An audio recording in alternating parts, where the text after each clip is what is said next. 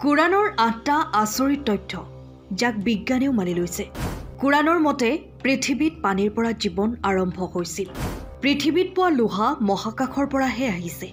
কুৰাণৰ মতে মগজুৰ আগফালৰ অংশ মিছা কথা কোৱা আৰু পাপ কৰাৰ বাবে দায়ী। এই পৃথিৱীত প্ৰৱেশ কৰাৰ পৰাই আমি আমাৰ অস্তিত্বৰ কাৰণ বিচাৰি আহিছোঁ। এই অভিযানত বিজ্ঞান, ধৰ্ম আৰু পবিত্ৰ গ্ৰন্থই আমাক সদায় সহায় কৰি আহিছে।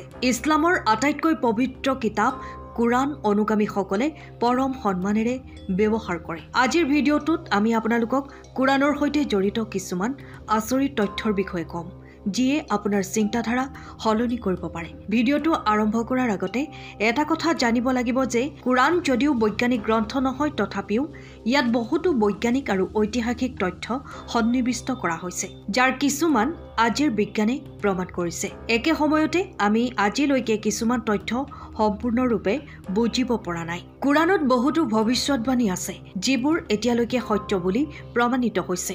কুৰাণৰ আটাইতকৈ আচৰিত তথ্যবোৰৰ বিষয়ে জানো আহক। জীৱনৰ উৎপত্তি, পানীৰ গুৰুত্ব।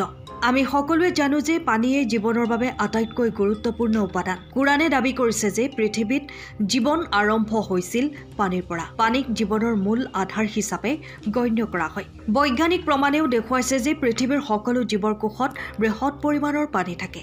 উদাহৰণস্বৰূপে কোষৰ চাইটোপ্লাজমত ৮০% পানী থাকে। আৰৱ মৰুভূমিত বাস কৰা লোকসকলৰ বাবে আনকি এই কথা ভবাটো আচৰিত আছিল যে পৃথিৱীত পানীয়ে জীৱনৰ আধাৰ হ'ব পাৰে। লোহা মহাকাশৰ পৰা পোৱা উপহাৰ। কুৰাণত উল্লেখ আছে যে পৃথিৱীত লোহা প্ৰাকৃতিকভাৱে পোৱা নাযায়, বৰঞ্চ ই মহাকাশৰ পৰাহে আহিছে। কোটি কোটি বছৰ আগতে পৃথিৱীৰ লগত উল্কাপিণ্ডৰ সংঘৰ্ষত লোৰ বিয়পি পৰা বুলি বিজ্ঞানীসকলে প্ৰমাণ কৰিছে। কুৰাণে সূৰাত আল হাদীদ কৈছে, আমি লোহা পঠিয়াইছো য'ত মানৱ জাতিৰ বাবে শক্তি আৰু উপকাৰ আছে। এই দাবী বিজ্ঞানৰ দ্বাৰা নিশ্চিত নোহোৱাৰ বাবে সেই সময়ত চাঞ্চল্যকৰ আছিল। আকাশ আমাৰ সুৰক্ষাৰ ঢাল। আকাশে সূৰ্যৰ ক্ষতিকাৰক ৰশ্মি আৰু মহাকাশৰ ঠাণ্ডাৰ পৰা পৃথিৱীক ৰক্ষা কৰিবলৈ কাম কৰে। আধুনিক বিজ্ঞানে প্ৰমাণ কৰিছে যে পৃথিৱীৰ চৌপাশৰ বায়ুমণ্ডলে সুৰক্ষামূলক ঢালৰ দৰে কাম কৰে। কুৰাণত সূৰাত আল আনবিয়াত কোৱা হৈছে, আমি আকাশক নিৰাপদ চালি বনালো। বিজ্ঞানে ২০ শতিকাত নিশ্চিত কৰিছিল যে আকাশে জীৱনৰ বাবে প্ৰয়োজনীয় সুৰক্ষা প্ৰদান কৰে। বিশ্ব ব্ৰহ্মাণ্ডৰ সম্প্ৰসাৰণ।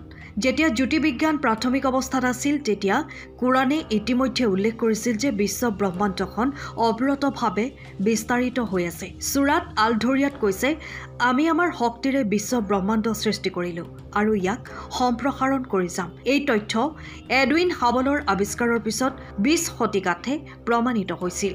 সূৰ্যৰ গতি। প্ৰাচীন কালত সূৰ্য সুস্থিৰ বুলি বিশ্বাস কৰা হৈছিল, কিন্তু এতিয়া বৈজ্ঞানিক সত্য হিচাপে প্ৰমাণিত হৈছে যে সূৰ্যই নিজৰ অক্ষত ঘূৰি থাকে। কুৰাণত সূৰাত আল আনবিয়াত উল্লেখ আছে যে সূৰ্য আৰু চন্দ্ৰ নিজ নিজ কক্ষপথত উপঙি আছে। এই দাবী ২০ শতিকাত বিজ্ঞানে প্ৰমাণ কৰিছিল। সাগৰৰ গভীৰতাৰ ৰহস্য। সাগৰৰ গভীৰতা আৰু ইয়াৰ ঢৌৰ বিষয়ে কুৰাণত উল্লেখ আছে। সূৰাত আল নুৰত উল্লেখ আছে যে ঢৌৰে আবৃত গভীৰ অঞ্চলৰ আন্ধাৰবোৰৰ ওপৰত অধিক ঢৌ থাকে। বৈজ্ঞানিক যন্ত্ৰৰ বিকাশৰ পিছত সাগৰত পৃষ্ঠ আৰু আভ্যন্তৰীণ দুয়োটা তৰংগ আছে বুলি প্ৰমাণিত হ'ল। ফ্ৰণ্টাল লোব আৰু মিছা। কুৰাণত সূৰাত আল আলাকত উল্লেখ আছে যে মগজুৰ আগফালৰ অংশ মিছা কথা কোৱা আৰু পাপ কৰাৰ বাবে দায়ী। আজি স্নায়ু বিজ্ঞানে প্ৰমাণ কৰিছে যে মগজুৰ ফ্ৰণ্টাল লোবে সিদ্ধান্ত গ্ৰহণ আৰু মিছা কোৱাৰ নিয়ন্ত্ৰণ কৰে। বিষৰ ৰিচেপ্টৰ। কুৰাণে সূৰাত আল নিছাত উল্লেখ কৰিছে যে বিষ অনুভৱ কৰা ৰিচেপ্টৰ ছালত থাকে। বিজ্ঞানে ২০ শতিকাত আৱিষ্কাৰ কৰিছিল যে বিষ প্ৰত্যক্ষভাৱে মগজুৰ জৰিয়তে নহয়, ছালৰ ৰিচেপ্টৰৰ জৰিয়তে অনুভৱ কৰা হয়। এইবোৰ আছিল কুৰাণৰ কিছুমান আচৰিত তথ্য। এনেধৰণৰ আমোদজনক বিষয়ৰ বাবে আমাৰ সৈতে সংযুক্ত হৈ থাকক আৰু আমাৰ চেনেলটো ছাবস্ক্ৰাইব কৰক। ধন্যবাদ।